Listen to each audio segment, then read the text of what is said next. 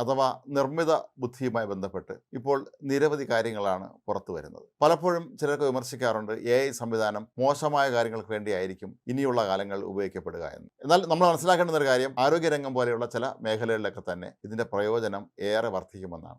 തന്നെയായിരിക്കും ഒരുപക്ഷെ അടുത്തൊരു 10 വർഷം കഴിഞ്ഞാൽ ആരോഗ്യ മേഖലയിൽ ഒരുപാട് സഹായകരമായി പ്രവർത്തിക്കാൻ കഴിയുന്ന ഒരു സാങ്കേതിക സംവിധാനം എന്നുള്ള അവസ്ഥയിലേക്ക് ഇപ്പോൾ എത്തുകയാണ്. ഏറ്റവും ഒടുവിലായി ഇപ്പോൾ രോഗനിർണയത്തിനായി ഉപയോഗിക്കുന്നതിന്റെ ഒരു സംവിധാനമാണ് പുറത്തിറക്കിയിരിക്കുന്നത്. അടുത്ത 10 വർഷത്തിനുള്ളിൽ, ഒരുപക്ഷെ 20 വർഷത്തിനുള്ളിൽ വരെ നിങ്ങൾക്ക് വരാൻ സാധ്യതയുള്ള ഏതാണ്ട് 1000-ഓളം രോഗങ്ങളെക്കുറിച്ച് മുൻകൂട്ടി നമ്മൾ അറിയിക്കാൻ ഈ സംവിധാനത്തിലൂടെ കഴിയും. ഇക്കാര്യത്തിൽ ഇത് സംബന്ധിച്ച ഗവേഷണം നടത്തിയ ശാസ്ത്രജ്ഞന്മാരൊക്കെ തന്നെ ഒന്നടങ്കം പറയുന്നത് മാരക രോഗങ്ങൾ മാത്രമല്ല, ചെറിയ രോഗങ്ങൾ പോലും, അതായത് സാധാരണഗതിയിൽ അവർ ഉദാഹരണമായി പറയുന്നത് മഴ പെയ്യുമോ ഇല്ലയോ എന്നുള്ള കാര്യം ഇപ്പോൾ കാലാവസ്ഥാ നിരീക്ഷകർ പറയുന്നത് പോലെ അടുത്ത വർഷങ്ങളിലൊക്കെ തന്നെ നിങ്ങൾക്ക് ഏതെങ്കിലും അസുഖം വരാൻ സാധ്യത ഉണ്ടോ എന്നുള്ള കാര്യം ഈ സംവിധാനം നമുക്ക് മുൻകൂട്ടി പറയും എന്നാണ്. ഡെൽഫി 2M എന്നാണ് ഇതിന് പേരിട്ടിരിക്കുന്നത്.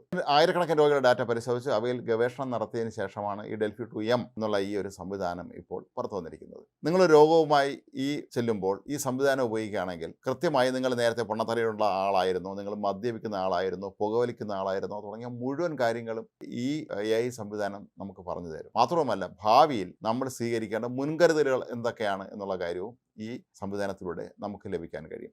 ഇത് ആരോഗ്യ മേഖലയിലെ വലിയൊരു നേട്ടമായിട്ട് തന്നെയാണ് നമ്മൾ കണക്കാക്കേണ്ടത്. കാരണം പലപ്പോഴും നമ്മൾ രോഗം ബാധിച്ചതിന് ശേഷമായിരിക്കും കാര്യം തിരിച്ചറിയുക. പ്രത്യേകിച്ച് ഈ അർബുദം, അതല്ലെങ്കിൽ ഹൃദ്രോഗം പോലെയുള്ള മാരകമായ രോഗങ്ങളൊക്കെ തന്നെ വരുമ്പോൾ അത് നമ്മളെ ബാധിച്ച് നമ്മൾ കിടപ്പിലാകുമ്പോഴായിരിക്കും പലപ്പോഴും ഇത് സംബന്ധിച്ച കൂടുതൽ കാര്യങ്ങൾ നമുക്ക് വ്യക്തമാകുന്നത്. അപ്പോഴേക്കും ഈ രോഗം അതിൻ്റെ വളരെ ഗുരുതരമായ അവസ്ഥയിലേക്ക് എത്തുകയും ചെയ്യും. പക്ഷേ ഈ ഒരു സംവിധാനം ഉപയോഗിക്കുകയാണെങ്കിൽ 1000-ഓളം രോഗങ്ങളെന്ന് പറയുന്നത് ചെറിയ കാര്യമല്ല. 1000-ഓളം രോഗങ്ങൾ, നമുക്ക് വരാൻ സാധ്യതയുള്ള രോഗങ്ങളെക്കുറിച്ച് കൃത്യമായി ഈ സംവിധാനത്തിന് കണ്ടുപിടിക്കാൻ കഴിയും എന്നുള്ളത് വളരെ വിപ്ലവകരമായ ഒരു മാറ്റത്തിന് തന്നെയായിരിക്കും ഇത് വഴിവെക്കുക എന്നാണ് പറയപ്പെടുന്നത്.